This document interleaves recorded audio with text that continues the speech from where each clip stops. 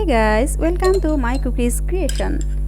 বহু দিনৰ বিৰতিৰ মূৰত আজি আকৌ আহিছোঁ আপোনালোকৰ ওচৰলৈ এটা নতুন আৰু সুন্দৰ ভিডিঅ' লৈ।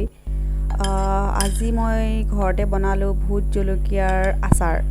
যেহেতু এতিয়া ভোট জলকীয়াৰ ছিজন চলি আছে আৰু এইটো ছিজনতে আচাৰ অলপ বনাই যদি থৈ দিওঁ বহুত দিনলৈ খাই থাকিব পৰা যায় নহয় জানো।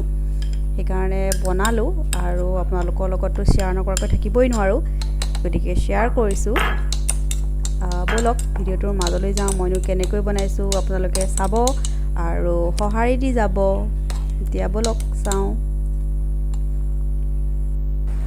এতিয়া মই ইমানখিনি ভোট জলকীয়া লৈ লৈছোঁ। ভোট জলকীয়াখিনি মই ফাৰ্ষ্টতে ধুনীয়াকৈ ধুই পানীটো শুকুৱাই লৈছোঁ। চাওক ইয়াত কোনো ধৰণৰ পানী নাই, পানীটো যাতে শুকাই যায় ধোৱাৰ পাছত আৰু খুব ভালকৈ ধুই ল'ব। এতিয়া মই এইখিনি কাটিবলৈ ষ্টাৰ্ট কৰিম। মই এখন কেঁচিৰ সহায়ত কাটিছোঁ, যিহেতু ভোট জলকীয়াই বহুত পুৰে, সকলোৱে জানেই কথাটো। সেইকাৰণে এখন কেঁচি ব্যৱহাৰ কৰিছোঁ। আপোনালোকেও এনেকৈ এখন কেঁচি লৈ ল'ব আৰু কটাৰীৰে কাটিলে বহুত পুৰিব, আৰু এনেকৈ কাটিলে আপোনালোকে নিজৰ জোখমতে খুব সুন্দৰকৈ কাটিব পাৰিব। এনেকৈ কাটি ল'ব। চাওক মই এইটো জাপত কাটি লৈছোঁ। আপোনালোকে ইচ্ছা কৰিলে ডাঙৰকৈও ৰাখিব পাৰে আৰু ইয়াতকৈ সৰুকৈ কাটো বুলি ক'লেও কাটিব পাৰে। মই এইটো জোখতেই কাটি লৈছোঁ। কিছুমানে ডাঙৰকৈও দিয়ে, যোনে যেনেকৈ খাই ভাল পায় তেনেকৈয়ে দি দিব, কোনো কথা নাই। এতিয়া মই এনেকৈ গোটেইখিনি কাটি লৈছোঁ জলকীয়া, আৰু মই ইয়াৰ গুটিবোৰ ৰাখি দিছোঁ, গুটিখিনি দিয়া নাই দেই। এয়া চাওক গুটিখিনি ৰাখি মই কাটি লৈছোঁ। আপোনালোকে এনেকৈ গোটেইখিনি কাটি ল'ব।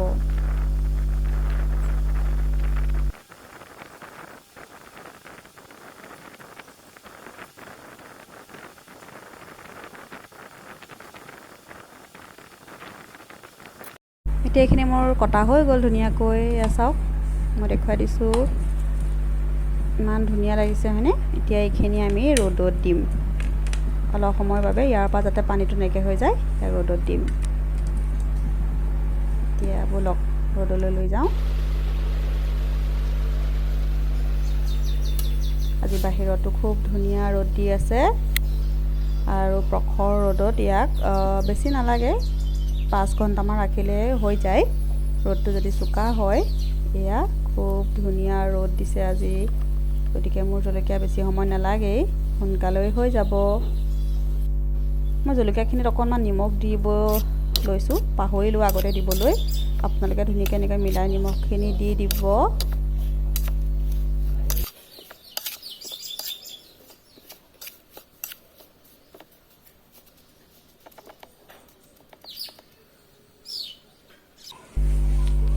এয়া চাওক 6 ঘণ্টামান প্ৰায় ৰ'দত ৰখাৰ পাছত ইয়াত কি ধুনীয়াকৈ পানীটো শুকাই গ'ল।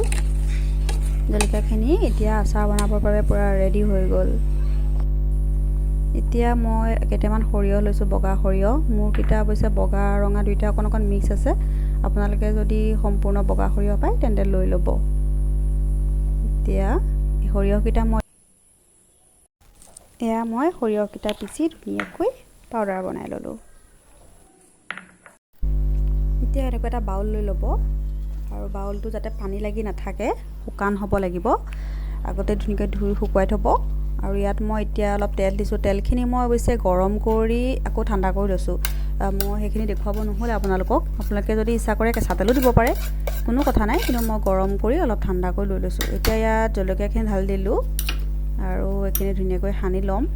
আৰু তাতে মই যিখিনি সৰিয়হ পিচি লৈছিলোঁ সেইখিনিও দি দিছোঁ।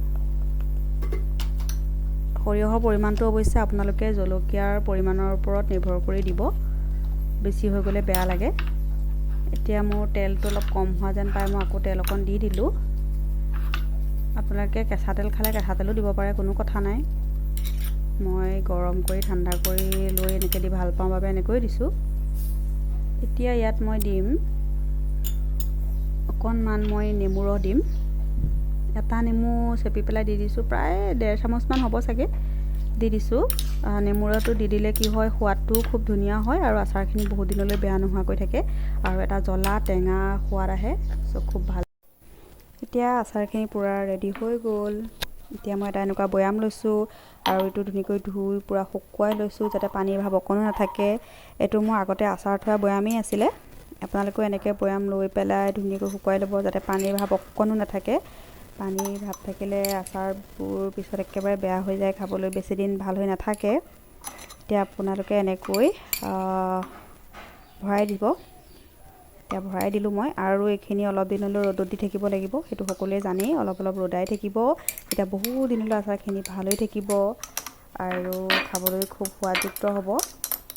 গতিকে আপোনালোকে এনেকৈ আচাৰ বনাব আৰু কেনেকুৱা লাগিল মোক জনাবলৈ একেবাৰে নাপাহৰিব।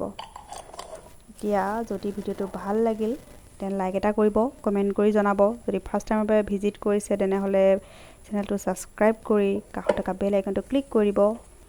আজিলৈ বাই বাই, থেংক ইউ।